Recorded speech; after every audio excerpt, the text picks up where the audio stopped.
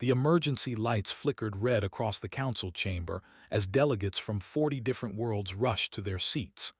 Ambassador David Cole adjusted his collar and checked the data pad one more time. The numbers were worse than yesterday. 3 more colonies had gone silent in the past week, and the pattern was becoming impossible to ignore. High Administrator Quilvin clicked his mandibles together in annoyance as he settled into his elevated seat. The insectoid leader had made his opinion clear through several official channels. Humans were too new to the galactic community, too quick to see threats where none existed. 2,000 years of peace had proven that the galaxy was safer than Earth's primitive mind could comprehend. David took his position at the speaker's podium. Around him, the vast chamber buzzed with conversation. The Sultan delegates glowed softly in their crystalline forms, whispering among themselves. The Brahmathi military representatives sat in rigid attention, their blue-green skin catching the overhead lights. Dozens of other species filled the tiered seats, all watching the human with varying degrees of interest and skepticism. The chamber fell silent as Quilvin raised one segmented arm. David cleared his throat and activated the holographic display. Red dots appeared in the air above the podium, each one representing a destroyed colony. 37 in total, spread across the outer rim territories. Honored council members, David began, keeping his voice steady. Over the past 6 months, we have lost contact with 37 settled worlds. Initial reports suggested isolated incidents, perhaps pirate raids or natural disasters. However, analysis of the attack patterns reveals something far more concerning. He gestured, and the holographic display shifted. The red dots connected with glowing lines, forming a spiral pattern that curved inward toward more populated space. Several delegates leaned forward in their seats. "This is not random," David continued. "Someone or something is moving systematically through our outer territories. They clear each sector completely before advancing to the next. Based on the current trajectory, the next target will be the Curl colony cluster." A wave of chittering erupted from the Curl section. Quilvin's compound eyes reflected the red hologram as he studied it. Then he waved one arm dismissively. "Ambassador Cole, we appreciate your concern," Quilvin said, his translator rendering his clicks and whistles into smooth standard language. "However, you are seeing patterns where none exist. The galaxy is vast. Colonies fail for many reasons. Equipment malfunctions, economic collapse, disease outbreaks. To suggest a coordinated military campaign is pure speculation." David felt frustration building in his chest. He had expected resistance, but the casual dismissal still stung. "Administrator, we have analyzed the debris fields. The destruction is consistent across all sites. No survivors, no salvageable technology, and complete sterilization of biological matter. This is not equipment failure." A Sultan delegate named Crystallis spoke up, her crystalline form chiming softly. "Even if we accept your analysis, Ambassador, what do you propose? Our defense forces are distributed throughout Council space. Mobilizing them would take months and cause significant economic disruption."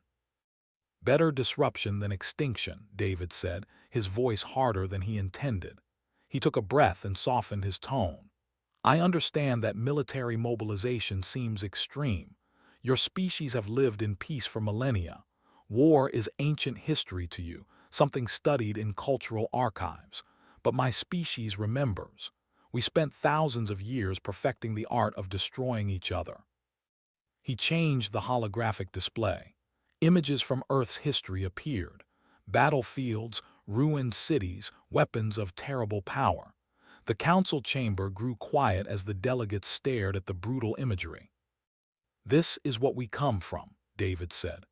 "We know what organized violence looks like. We recognize the signs because we lived them.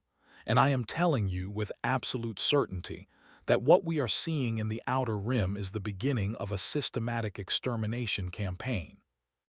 Commander Hyles of the Brahmathi stood slowly. His webbed hands gripped the railing in front of him. Ambassador Cole raises valid tactical concerns. However, our intelligence networks have detected no sign of a coordinating force. No communications, no supply lines, no staging areas. How do you explain an invisible enemy? David pulled up another set of data. Our deep space probes have been mapping dark space regions beyond standard survey zones. 3 weeks ago, we detected massive energy signatures in the void belt. Something is out there, and it is moving toward populated space. Quilvin clicked his mandibles sharply. Dark space exploration is restricted by Council law, Ambassador. Are you admitting that Earth has violated territorial agreements? The trap was obvious, but David had no choice but to spring it.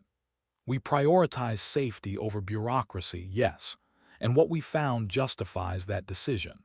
The entities in dark space match historical records of the Devourers, a species that nearly wiped out the ancient progenitor civilization. Gasps echoed through the chamber. The Devourers were legend, stories told to frighten children. No one seriously believed they had ever existed. "This is absurd," Quilvin said, standing to his full height.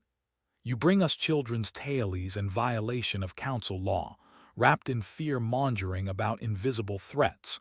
Earth joined this council 50 years ago with promises of cooperation and respect. Instead, you demonstrate the same paranoid militarism that nearly destroyed your own world." David gripped the podium. Every instinct screamed at him to fight back, to make them understand. But he could see the closed expressions, the skeptical eyes, the fundamental disconnect between their reality and his. "When they come," he said quietly, "and they will come, you will wish you had listened. The Curl cluster holds 200 million civilians. They deserve protection, even if their leaders are too comfortable to see the danger." Quilvin's mandibles spread in what might have been a smile. "This session is over. The Council will not waste resources on human paranoia. Ambassador Cole, you are hereby formally reprimanded for unauthorized dark space exploration and for spreading panic among member species. Focus on your assigned trade negotiations and leave security matters to those with actual experience." The chamber erupted in conversation as delegates began standing and moving toward the exits. David stood alone at the podium, watching them leave. Commander Hiley's met his eyes briefly, and David saw doubt there, uncertainty beneath the official compliance. He gathered his data pad slowly, giving the chamber time to empty. Above him, the holographic display still showed the spiral pattern, red dots marking dead worlds, the trajectory pointing like an arrow toward populated space. David whispered to the empty chamber, knowing no one would hear, "I tried to warn you." Lieutenant Amy Foster burst through the embassy doors carrying another stack of reports. She found Ambassador David Cole standing by the window, staring out at the curve of Council Station Harmony. The artificial gravity made the stars look stable, unchanging, peaceful. A lie, David thought. Everything out there was moving, changing, dying. "Sir, you need to see these," Amy said, spreading the reports across his desk. 4 more colonies went dark last night. The outer reach sector is completely silent now. David turned from the window and picked up the top report. The data made his stomach tighten. 15 worlds lost in the past month. The pattern was accelerating. He pulled up a star map on his desk display and marked the new losses. The spiral continued its inexorable curve inward. "Has the Council responded to our latest briefing?" David asked, though he already knew the answer. Amy shook her head. "Administrator Quilvin sent a formal message. You are to cease all security-related communications and focus exclusively on trade negotiations. He also mentioned that further violations of protocol could result in Earth suspension from Council membership." David laughed, a bitter sound. "So we get punished for trying to save them. That is perfectly logical." He sat down heavily in his chair and rubbed his eyes. 3 weeks had passed since the emergency session. 3 weeks of watching the threat grow closer, while the Council buried its head in procedure and denial. Earth's military analysts had been working around the clock, feeding him data that painted an increasingly dire picture. The colonies were not just being destroyed, they were being harvested. Every scrap of organic material was stripped away, leaving bare rock behind. Whatever was doing this needed biological mass, and it was consuming entire populations to get it. Admiral Hayes called while you were in the meeting with the Sultan Trade Delegation, Amy said carefully. She wants authorization to move the fleet. David looked up sharply. She knows I cannot give that order. Council approval is required for any military deployment beyond Earth's home system. She said to tell you that waiting for Council approval means waiting until it is too late, Amy replied. The Navy is ready. 50 ships, the entire Earth Defense Force. They can be at the Curl Cluster in 2 weeks. The temptation was enormous. David could see it clearly. Earth's fleet arrives at the cluster, establishes defensive positions, proves the threat is real when the enemy finally shows up. But he also saw the other path. Earth acts without authorization. The Council sees it as human aggression. Sanctions follow, maybe even expulsion. Humanity becomes isolated at the exact moment when unity was most critical. Tell the Admiral to maintain readiness but hold position, David said finally. We need the Council with us, not against us. Amy looked like she wanted to argue, but she nodded and left to send the message. David turned back to his star map, watching the red dots multiply. Somewhere out there, billions of beings were going about their lives, completely unaware that death was spiraling toward them. His communicator chimed. Commander Hiley's appeared on the small screen, his amphibian features creased with concern. Ambassador Cole, I am contacting you through unofficial channels, Hiley said quietly. What I am about to share cannot be traced back to this conversation. David felt a flicker of hope. I understand, Commander. What is it? I have been reviewing your tactical analysis, Hiley's continued.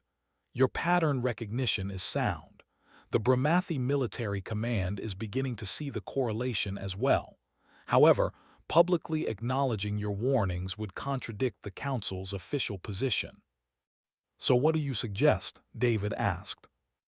Hiley's glanced to the side, checking that he was alone. Our defense forces are scattered, yes, but I can begin quiet repositioning, training exercises in sectors that happen to be along the projected attack route, equipment inspections that require ships to gather in defensive formations. Nothing that would raise official questions, but enough to have some presence when the enemy arrives. It was not much, but it was something. David felt the knot in his chest loosen slightly. Thank you, Commander. Any preparation is better than none. Do not thank me yet, Hiley said. If I am wrong, if this truly is paranoia, my career will end. The Brahmathi do not reward those who waste military resources on imaginary threats. You are not wrong, David said firmly. I wish you were, but the data does not lie. After Hiley's disconnected, David stood and walked to the embassy's secure communication room. He sealed the door and activated the encryption protocols that linked directly to Earth's government. The face that appeared on the screen was older than David, scarred from ancient wars, eyes that had seen too much death. Admiral Patricia Hayes looked at him with understanding. They are still not listening. No, David admitted, but we have one Brahmathi commander who sees the truth. It is a start. A start is not enough when millions of lives are at stake, Hayes said. David, I have spent my entire career preparing for threats that never came, training for wars that stayed theoretical. But this is real. I can feel it the same way you do. And I am telling you as a friend and as a military officer that we are running out of time. David looked at the determination in her eyes. Hayes had fought in Earth's last major conflict, back when humanity was still fragmenting into tribal warfare. She knew what hesitation cost. One more week, David said. Give me one more week to convince them. If the council will not act by then, we move anyway. Consequences be damned. Hayes nodded slowly. 1 week. But David, when we do this, there is no going back. Earth will be committed, and if we are wrong, we will pay the price for generations. We are not wrong, David said. I just need them to see it before it is too late. The connection ended, leaving David alone in the secure room. Outside, Council Station Harmony continued its peaceful orbit. Ships came and went, carrying trade goods and diplomats, all of them blind to the approaching storm. David pulled up the latest reports one more time. The spiral was tightening. Soon, very soon, it would reach the populated core. And when it did, the galaxy would learn the hardest lesson humanity had ever taught. That peace without vigilance was just a prelude to slaughter. The news alert shattered the morning calm across Council Station Harmony. Every screen, every display, every communication device suddenly showed the same image.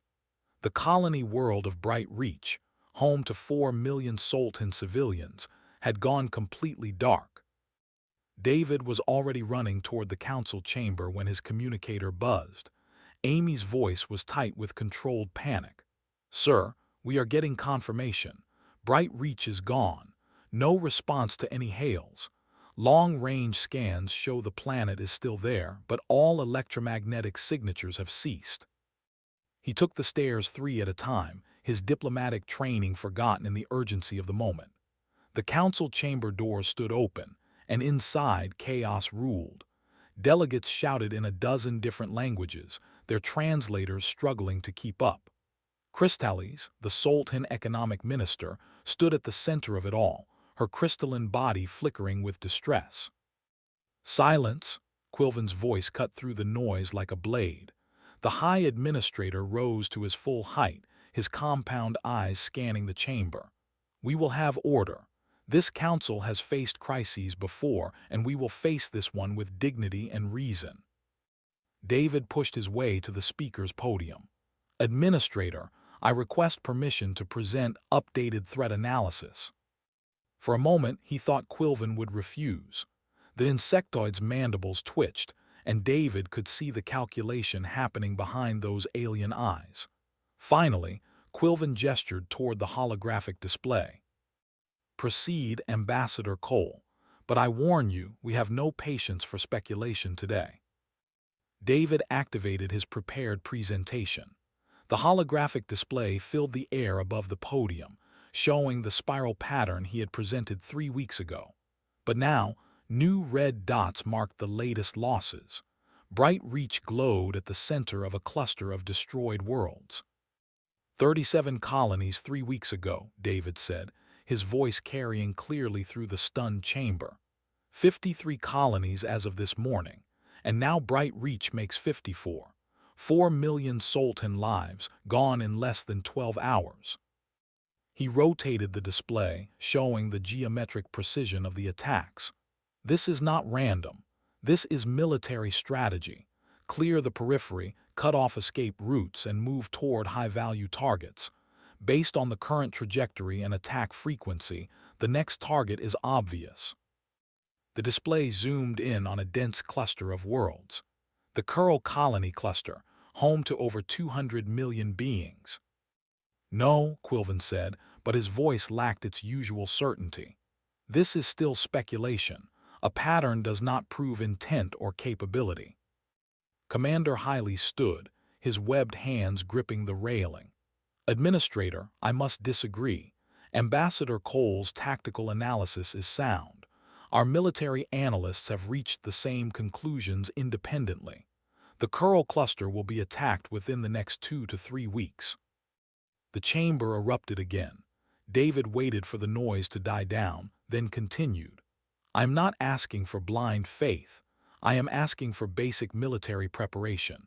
Evacuate non-essential personnel from the cluster. Consolidate defensive forces at strategic chokepoints. Establish early warning networks. These are standard protocols that cost nothing but time and coordination." Crystallis's voice chimed through the chaos, grief making her crystalline form ring like a broken bell. "My people are dead. 4 million souls, and we did not even try to defend them.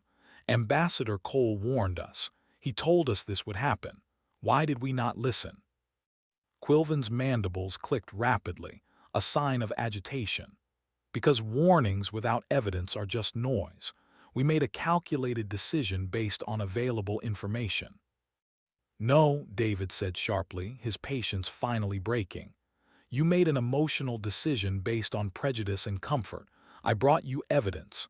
I showed you the pattern. I warned you about the Curl cluster. And you dismissed it because accepting the truth would mean admitting that your 2,000 years of peace was built on luck, not wisdom. The chamber fell silent. David knew he had crossed a line, but he did not care anymore. Bright Reach was gone. 4 million beings who could have been saved if the Council had acted 3 weeks ago. You want to know how I knew? David continued, his voice lower but no less intense. Because my species has been the monsters you cannot imagine. We have committed genocide. We have developed weapons specifically designed to exterminate entire populations. We have studied the logistics of mass murder because we have practiced it. He pulled up historical data from Earth. Images of ancient wars, of cities reduced to ash, of systematic killing that defied comprehension. The Council delegates stared in horror. This is our legacy, David said. This is why Earth was almost rejected from Council membership. Because we come from a world where death was our primary export for thousands of years.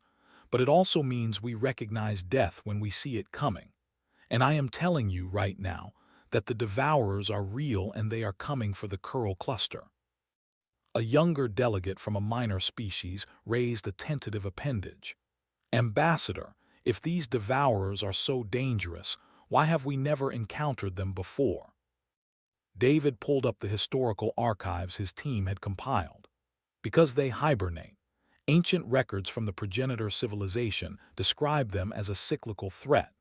They emerge from dark space every few millennia, harvest biological material from populated regions, then retreat to hibernate again.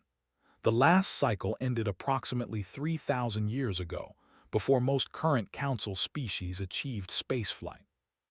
So we are simply unlucky, another delegate asked.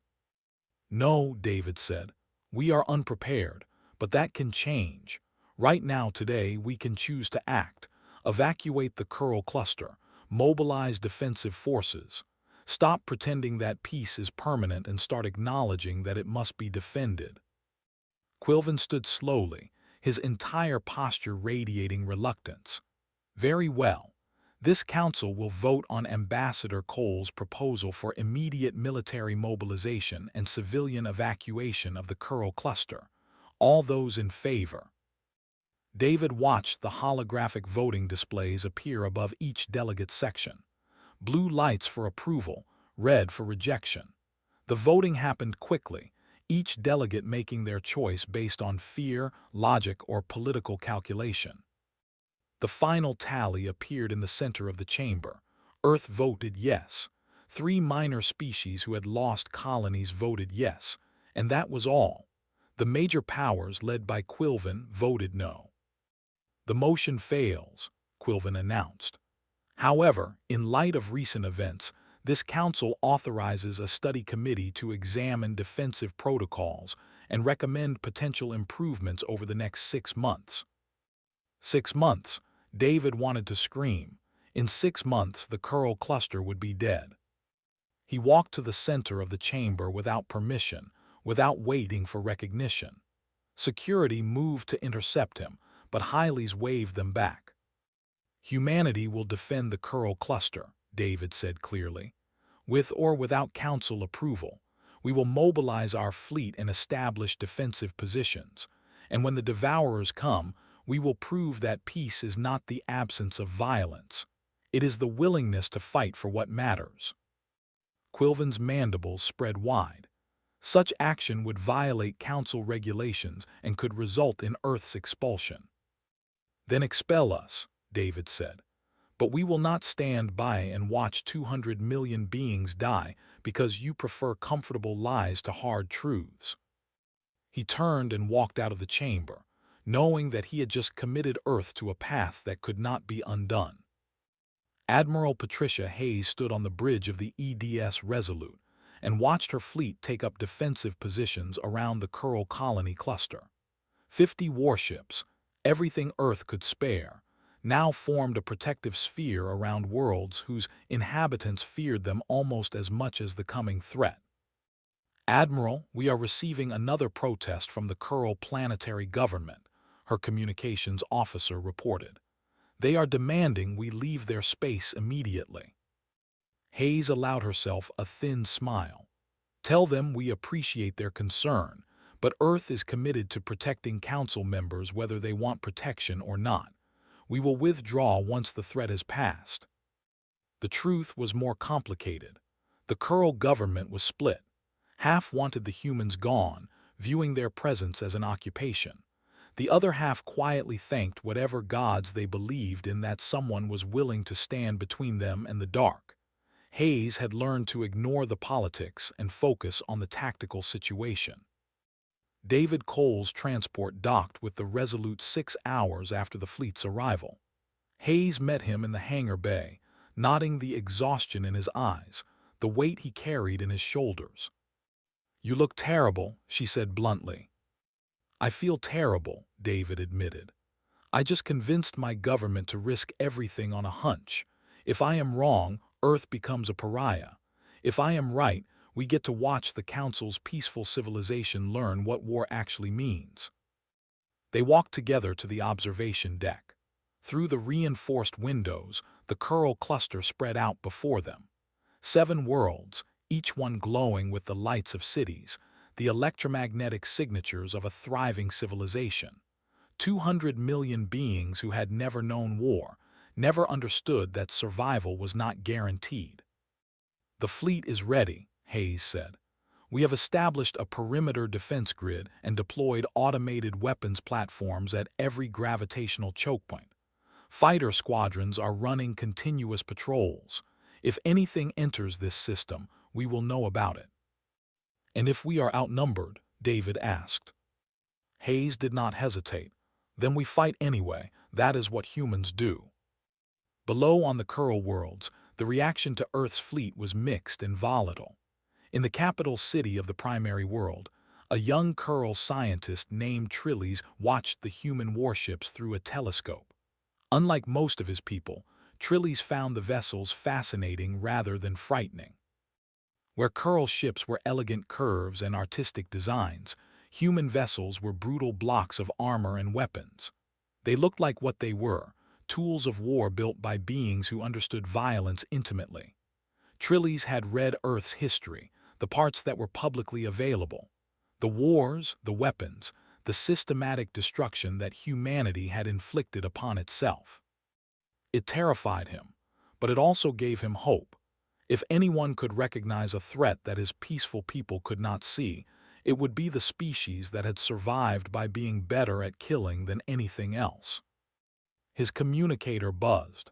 His colleague, another researcher named Pivix, appeared on the screen. "Trilles, are you seriously studying the human fleet? We should be protesting, not collaborating." "I am not collaborating," Trilles replied. "I am trying to understand. Ambassador Cole risked everything to warn us. The humans sent their entire military to protect us. Why would they do that if the threat was not real?" Pivix's antennae twitched with agitation. "Because humans are violent and expansionist. They see military solutions to every problem because that is all they know." "Or," Trilles said carefully, "they see military solutions because they have survived military problems. Maybe we are the ones who do not understand." The argument continued, but Trilles was no longer listening. Through his telescope, he watched as a human fighter squadron executed a complex training maneuver. The precision was remarkable, each ship moving in perfect coordination with the others. His people could never achieve such synchronized aggression. They had not evolved for it. Aboard the Resolute, Hayes received the latest intelligence reports. The outer rim was now completely silent. Every colony beyond the Kuril cluster had either been evacuated or destroyed. The spiral pattern had tightened to its final curve. "How long?" David asked, knowing what the answer would be. "Days," Hayes said. "Maybe a week. The attack frequency has been accelerating. Whatever is coming, it is moving faster now." David pulled up a communication from Commander Hiley's. The Brahmathi officer had managed to reposition 12 warships under the guise of training exercises. They were still 3 days away from the cluster, but at least they were coming. 12 Brahmathi ships and 50 human vessels against an unknown enemy, David said. "Those are not great odds." "They are the odds we have," Hayes replied. "And in my experience, determination matters more than numbers. We know why we are here. We know what we are protecting. That gives us an advantage." The days passed with agonizing slowness. Human crews drilled constantly, running simulations of every possible attack scenario. The Kurl government continued its protests, but with less conviction as time went on. Fear was beginning to override politics. Then, on the 6th day after the fleet's arrival, the long-range sensors detected anomalies at the edge of the system. Massive energy signatures, unlike anything in the Council's databases. 16 contacts, each one generating power output equivalent to a small star. Hayes sounded battle stations. Across the fleet, thousands of humans rushed to their positions. This was it, the moment they had been preparing for, the moment that would define humanity's place in the galaxy. "All ships report ready," her tactical officer announced. Hayes looked at David. The ambassador stood at the back of the bridge, watching the displays with the expression of someone who had hoped to be wrong but knew he was right. 16 contacts inbound, the sensor officer reported. Configuration unknown. Size estimate, they are each approximately 2 kilometers in diameter. Organic readings are off the scale. "Organic?" Hayes asked sharply. "Yes, Admiral, these are not ships in the traditional sense. They are alive." The Devourers had arrived. Hayes activated the fleet-wide channel, her voice carrying to every human ship in the defensive perimeter. "All vessels, this is Admiral Hayes. We have trained for this moment. We know what we are protecting and why it matters. The galaxy thinks we are barbarians because we understand war. Today we prove them wrong. We are not warriors because we love violence. We are warriors because we love peace enough to defend it. All ships, weapons free. Protect the cluster." 50 human warships powered up their weapons and prepared to face an enemy that had destroyed civilizations. The peaceful Kurl watched from their worlds below, finally understanding that sometimes the only thing standing between civilization and extinction was someone willing to fight. The first Devourer ship cleared the asteroid belt and became visible to optical sensors. Trilles watched through his telescope as the massive organism emerged from the dark. It looked like something from ancient nightmares, all chitinous armor and pulsing bioluminescence, covered in what appeared to be feeding tendrils that writhed in the vacuum of space. Around him, his fellow Kurl scientists stood frozen in terror. Nothing in their peaceful history had prepared them for this sight. The thing moving toward their world was hunger given form, evolution stripped of mercy or reason. Above the planet, Admiral Hayes studied the tactical display with cold focus. The 16 Devourer ships were moving in a coordinated pattern, spreading out to envelope the cluster from multiple angles. Classic encirclement tactics, the kind humanity had used and faced countless times throughout its violent history. "Target the lead vessel," Hayes ordered. "All forward batteries fire." The human fleet opened up with everything they had. Railgun rounds traveling at relativistic speeds slammed into the Devourer's armored hide. Missiles detonated against its hull, creating blooms of fire that died instantly in vacuum. Energy weapons carved glowing lines across its surface. The Devourer shuddered but kept coming. Its bioarmor was regenerating almost as fast as the humans could damage it. Hayes watched the damage assessment scroll across her screen and made rapid calculations. Concentrate fire on a single point, she ordered. Overwhelm the regeneration with focused damage. The fleet adjusted, all weapons targeting the same section of the creature's forward hull. For 30 seconds, that single point absorbed the combined firepower of 50 warships. The armor cracked, then split, revealing poolsing organic matter beneath. Secondary weapons target the breach, Hayes commanded. Missiles streaked into the opening, detonating deep inside the Devourer's body. The massive organism convulsed, its forward momentum slowing.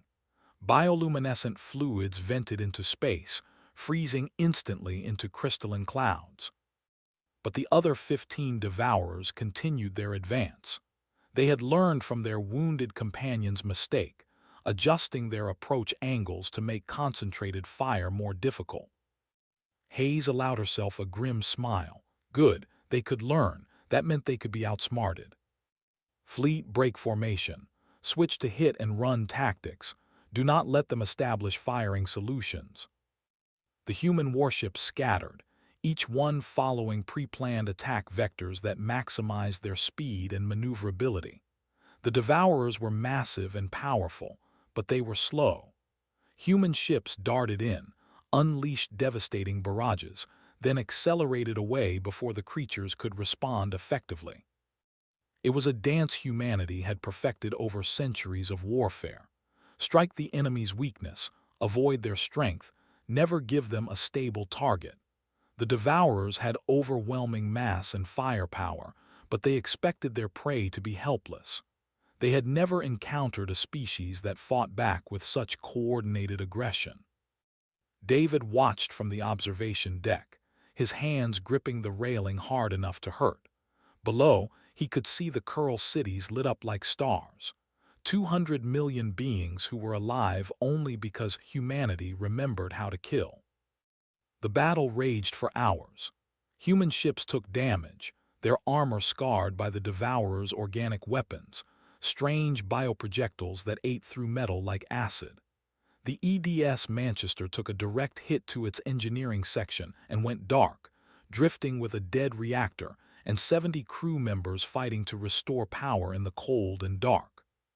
But the humans kept fighting. When one ship was damaged, 2 others moved to cover it. When ammunition ran low, they switched to energy weapons. When energy reserves depleted, they rammed, using their ships as weapons of last resort. Then, 12 hours into the battle, new contacts appeared on the sensors. Commander Hyles and his Brahmathi fleet had arrived.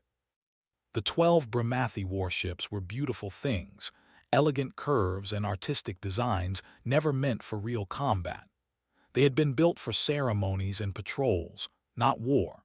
But their weapons still worked, and their crews had spent the journey learning everything they could from human tactical databases. Human fleet, this is Commander Hyles. The Brahmathi officer's voice came through clearly.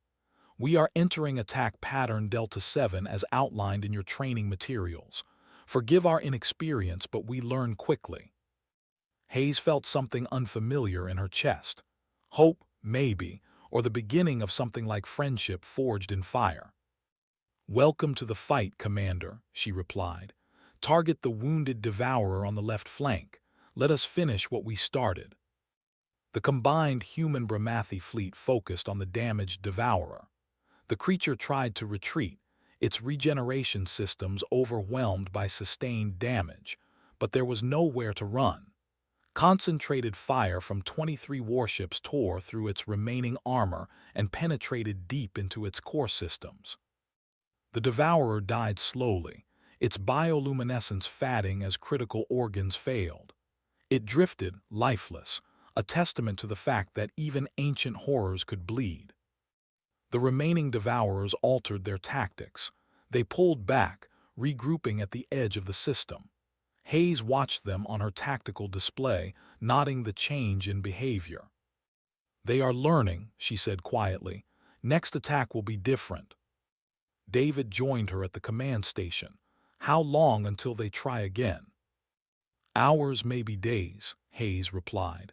They need to process what happened here. No one has ever hurt them like this before. They are trying to understand how prey became predator. On the Curl worlds below, Trilly stood before a crowd of his fellow scientists. His antennae trembled with excitement and terror. "We have been watching the battle," he said. "The humans and Brahmathi have destroyed one devourer and damaged 3 others, but they have also lost ships. The Manchester is still drifting. The Courage took critical damage to its weapons systems. The Brahmathi vessel Tidal Flow lost all power and is operating on emergency batteries." "What are you saying?" Pivix asked. "I am saying that they are bleeding for us," Trilles replied. "These humans who we feared and protested are dying to protect our worlds, and we do nothing but watch and judge. That has to change." Within hours, Curl engineering teams were reaching out to the human fleet.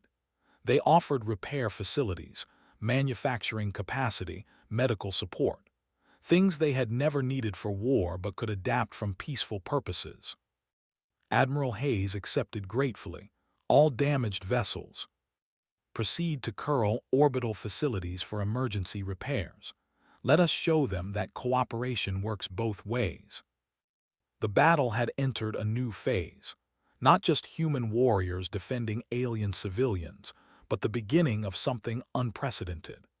The peaceful species learning that defense was not the same as aggression, and the warrior species learning that protection could forge bonds stronger than conquest. Above it all, 15 devourers waited in the dark, calculating, adapting, preparing for the next assault. The battle for the Curl Cluster was far from over. 6 months after the Battle of the Curl Cluster, David Cole walked through gardens that had been replanted on Council Station Harmony. The flowers were the same, but everything else had changed. Armed security patrolled the walkways now, and tactical displays had replaced several decorative installations. The age of unlimited peace had ended. He found Commander Hyles, now promoted to Admiral Hyles, standing by a memorial wall. 8,000 names were carved into the black stone, humans who had died defending beings they had never met. Hyles traced one name with a webbed finger. "Lieutenant Sarah Miller," he read aloud. "Age 23. Killed when the Manchester's engineering section was hit. She stayed at her post, maintaining life support for her crew even as the compartment depressurized around her." "She was a volunteer," David said quietly. "They all were. Earth's Navy gave every crew member the choice to participate or stay home. Not one person refused." Hyles turned to face him. "Why? Why would they risk everything for strangers who had treated them with such contempt?" David considered the question. It was one he had been asked many times in the past months. "Because that is what we learned from our darkest chapters, that standing by while evil happens makes you complicit, that the only thing necessary for evil to triumph is for good people to do nothing. Humanity has been the good people who did nothing. We have been the evil. We decided, finally, to be the good people who act." The Galactic Council had reconvened in emergency session 3 days after the battle. This time, no one dismissed David's warnings. The 15 surviving devourers had retreated to dark space, but long-range probes confirmed they were regrouping, adapting, preparing for another assault. High Administrator Quilvin had stood before the assembly, his mandibles trembling with emotion rarely seen in Curl physiology. "This council failed. We allowed comfort to blind us to danger. We allowed prejudice to silence wisdom. The cost of our failure is measured in 54 destroyed colonies and millions of dead civilians. It is also measured in 8,000 humans who died protecting our ignorance." The vote to establish a unified defense force passed unanimously. Admiral Patricia Hayes was appointed Supreme Commander, with Admiral Hyles as her second. Human military doctrine became required study for every council species. The peaceful civilizations were learning, slowly and painfully, that defending what you love sometimes requires doing things you hate. Trilles had become the liaison between Curl scientists and human military engineers. He spent his days translating concepts that had no words in his language. Terms like kill zone and fire superiority and acceptable losses made his antennae ache, but he learned them anyway. "The humans understand something we forgot," he told a gathering of Curl educators, "that the universe is not inherently safe. Safety is something we create and maintain. For 2,000 years, we lived in peace not because peace was guaranteed, but because no one threatened us. The moment a real threat appeared, our peaceful civilization was revealed to be helpless." The council species adapted in different ways. The Brahmathi rebuilt their military completely, studying human history with the dedication of scholars and the urgency of survivors. The Sultan converted their economic fleet into armed vessels, their crystalline forms learning to aim weapons instead of trade goods. Even the Kurl, so fundamentally peaceful, established defense militias trained by human advisors. But the cost was real. David saw it in the eyes of young Kurl soldiers learning to fire weapons. They moved through training with visible reluctance, each lesson a small death of innocence. He understood that feeling. Earth had paid the same price over thousands of years. Admiral Hayes stood on the bridge of the Resolute, now designated as flagship of the Galactic Defense Force. Around her, officers from 6 different species worked at stations designed by human engineers but adapted for alien physiology. It was chaotic and imperfect, but it worked. "Admiral, long-range sensors are detecting movement in the void belt," her sensor officer reported. The officer was Brahmathi, trained by humans but bringing his own species' natural talent for pattern recognition. "Show me," Hayes ordered. The tactical display lit up with contacts, dozens of them, maybe more, all moving in coordinated formation toward populated space. The Devourers had learned from their defeat. They were coming back with numbers that would overwhelm any static defense. Hayes activated the fleet-wide channel. "All Defense Force vessels, this is Supreme Commander Hayes. The enemy is returning in force. Estimated contact in 72 hours. Begin mobilization protocols. This is not a drill." Across the galaxy, the response was immediate. Human warships that had been training Council forces broke off and headed toward designated defensive positions. Brahmathi fleets accelerated from their patrol routes. Sultan vessels left their trade lanes and armed their weapons. Even species that had no military tradition scrambled what forces they could. David watched the mobilization from Council Station Harmony. Quilvin stood beside him, the insectoid administrator having become something like a friend through shared crisis. "We are still not ready," Quilvin said. "Our forces are untested. Our coordination is imperfect. We have trained for 6 months when we needed 6 years." "Then we fight with what we have," David replied. "That is another lesson from human history. You never get perfect conditions. You do the best you can with the time and resources available."